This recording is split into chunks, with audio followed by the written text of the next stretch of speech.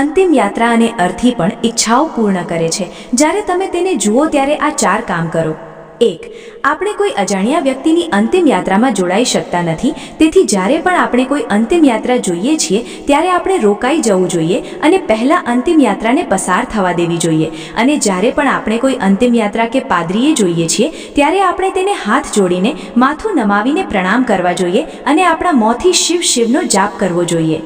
2. જો કોઈ વ્યક્તિ કોઈની અંતિમ યાત્રામાં ભાગ લે છે અને મૃત શરીરને ખભા આપે છે તો તેને પુણ્ય મળે છે। આ પુણ્યના પ્રભાવથી જૂના પાપોનો નાશ થાય છે। આ માન્યતાને કારણે મોટા ભાગના લોકો અંતિમ સંસ્કારમાં ભાગ લે છે અને મૃત શરીરને ખભા આપે છે। આ સંદર્ભમાં શાસ્ત્રો કહે છે કે જે મૃત આત્મા આ દુનિયા છોડી રહી છે તે વ્યક્તિના શરીર અને મન સાથે સંબંધિત તમામ દુઃખોને દૂર કરે છે, જે તેને નમસ્કાર કરે છે અને તેને પોતાની સાથે લઈ જાય છે। 3. જ્યારે કોઈ વ્યક્તિ કોઈની શોભાયાત્રા જુએ છે ત્યારે વ્યક્તિએ રામનું નામ લેવું જોઈએ। શ્રી રામચરિત માનસ અનુસાર રામનું નામ લેતા ભગવાન શિવ ખૂબ જ પ્રસન્ન થાય છે। શિવ પુરાણમાં ઉલ્લેખ છે કે મૃત્યુ પછી આત્મા પરમાત્મા એટલે કે ભગવાન શિવમાં વિલીન થઈ જાય છે। તેથી જો કોઈ વ્યક્તિ અંતિમ યાત્રા જુએ છે તો તેણે રામનું નામ લેવું જોઈએ। આનાથી ભગવાન શિવના આશીર્વાદ મળે છે અને આયુષ્ય લંબાવે છે।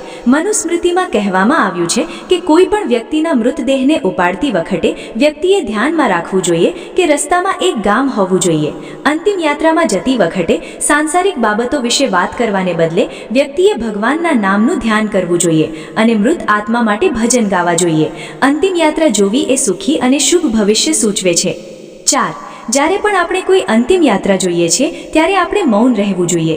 જો આપણે કાર કે બાઇક પર હોઈએ છીએ તો આવા સમયે હોર્ન વગાડવો જોઈએ નહીં। આ કૃત્ય મૃત વ્યક્તિ પ્રત્યે આદર અને શ્રદ્ધાની લાગણી દર્શાવે છે।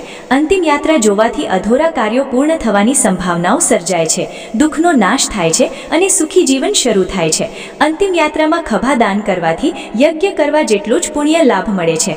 બ્રાહ્મણના અંતિમ યાત્રામાં ખભા દાન કરવાથી વ્યક્તિ જેટલા પગલાં ચાલે છે તેટલા જ પગલાં યજ્ઞનો લાભ મેળવે છે। સામાન્ય પાણીમાં ડૂબકી લગાવવાથી વ્યક્તિ શુદ્ધ થાય છે। મિત્રો, આશા કરું છું કે આપને મારો આ વિડીયો ગમ્યો હશે। જો આ વિડીયો પસંદ આવ્યો હોય તો કૃપા કરીને વિડીયોને એક લાઇક કરી ચેનલને સબસ્ક્રાઇબ જરૂરથી કરી લેજો અને તમારા મિત્રોને પણ શેર કરો, જેથી તેઓને પણ તેનો લાભ મળે। આ રીતે મારી સાથે જોડાયેલા રહો અને તમારા સાથ સહકાર માટે આપનો હૃદયથી ધન્યવાદ। હર હર મહાદેવ મિત્રો।